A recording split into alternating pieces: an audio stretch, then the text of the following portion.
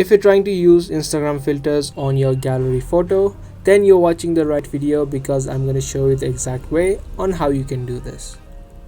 So if this video sounds helpful to you, then make sure you watch it until the end. This is going to be a short and easy video, so let's get right into it. Now the first thing you want to do is head over to the story section on the top left of your page.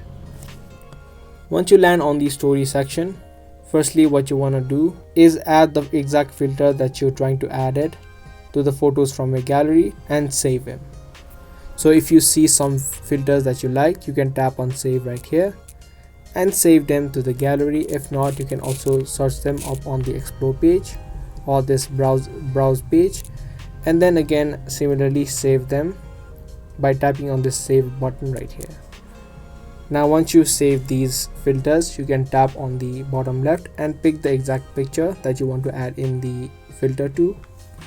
Once you have selected the picture, you can now tap on the stars icon that you see on the top right.